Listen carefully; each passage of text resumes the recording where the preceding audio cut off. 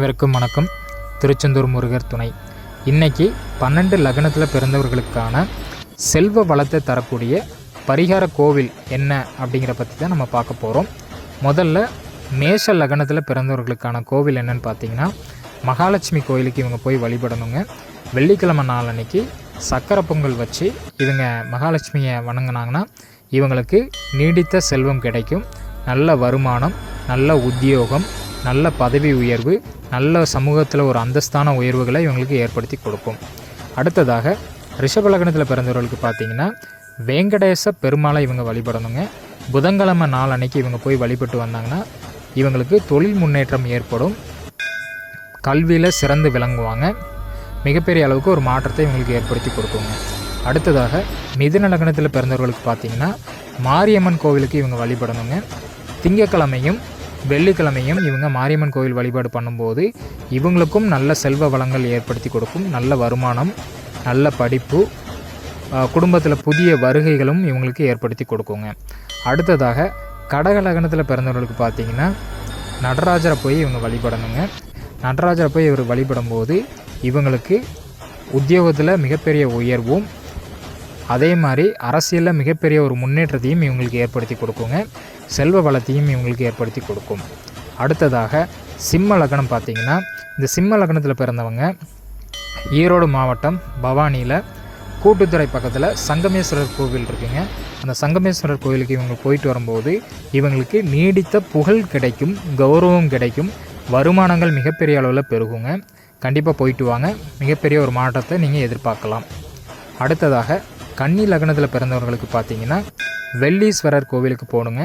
இது சென்னை மாவட்டத்தில் இருக்குது. இந்த கோவில் என்றைக்கு போகணும் அப்படின்னா, வெள்ளி மற்றும் ஞாயிற்றுக்கிழமை அன்னைக்கு இந்த கோவிலுக்கு போய் இவங்க வழிபட்டு வந்தாங்க அப்படின்னா இவங்களுக்கும் நல்ல வருமானம், நல்ல படிப்பு, அதே மாதிரி மனைவி, நல்ல உத்தியோகத்துள்ள மனைவி, இவங்களுக்கு நீடித்த செல்வ வளத்தை இவங்களுக்கு கிடைக்கும். அடுத்ததாக துலாம் லக்னத்தில் பிறந்தவர்களுக்கு பார்த்திங்கன்னா, மலை மேலே இருக்கக்கூடிய பெருமாள் வழிபாடு இவங்களுக்கு ஆக சிறந்ததுங்க. ஸோ துலா லக்னத்தில் பிறந்தவங்க வியாபாரத்தில் மிகப்பெரிய ஒரு உயர்வு கட்டாயம் இவங்களுக்கு கிடைக்கும். யாரெல்லாம் துலா லக்னத்தில் பிறந்தவங்களோ நீங்கள் சுயமாக தொழில் பண்ணிகிட்ருக்கீங்க அப்படின்னா கட்டாயம் மலை மேலே இருக்கக்கூடிய பெருமாளை தரிசனம் பண்ணிட்டு வாங்க. தொழிலில் மிகப்பெரிய ஒரு முன்னேற்றத்தை கட்டாயம் உங்களுக்கு ஏற்படுத்தி கொடுக்கும். அடுத்ததாக விருச்சிக லக்னத்தில் பிறந்தவர்களுக்கு பார்த்திங்கன்னா, மகாலட்சுமி அம்மாவை இவங்க வழிபடணுங்க. வியாழக்கிழமையும் வெள்ளிக்கிழமையும் தொடர்ந்து 2 நாட்கள் இவங்க போய் அந்த கோவிலில் வழிபட்டு வந்தாங்க அப்படின்னா இவங்களுக்கும் செல்வ வளத்தை ஏற்படுத்தி கொடுக்கும். நல்ல வருமானம், உத்தியோகம், பதவி உயர்வு, அந்தஸ்து, இது எல்லாமே அவங்களுக்கு ஏற்படுத்தி கொடுக்குங்க. அடுத்ததாக தனுசு லக்னத்தில் பிறந்தவர்களுக்கு பார்த்திங்கன்னா, சுப்பிரமணியரை இவங்க தரிசனம் பண்ணணுங்க. என்றைக்கு போகணும் அப்படின்னா, சனிக்கிழமை மற்றும் செவ்வாய்க்கிழமை நாட்களில் இவங்க சுப்பிரமணியர் முருகனை இவங்க தரிசனம் பண்ணும்போது இவங்க வாழ்வில் மிகப்பெரிய ஒரு உயர்வான ஒரு நிலைக்கு இவங்க கட்டாயம் இவங்க போவாங்க. அடுத்ததாக மகர லக்னத்தில் பிறந்தவங்களுக்கு பார்த்திங்கன்னா, மீனாட்சி சுந்தரேஸ்வரர் கோயிலுக்கு இவங்க போகணுங்க. வியாழக்கிழமை மற்றும் சனிக்கிழமை நாளில் இந்த கோயிலுக்கு இவங்க போயிட்டு வந்தாங்க அப்படின்னா இவங்களுக்கும் நல்ல வேலை, நல்ல வருமானம், உத்தியோக உயர்வு, இது எல்லாமே அவங்களுக்கு கிடைக்குங்க. அடுத்ததாக கும்ப லக்னத்தில் பிறந்தவர்களுக்கும் அதே போல் மீனாட்சி சுந்தரேஸ்வரர் கோயிலுக்கு இவங்க போயிட்டு வரணும்.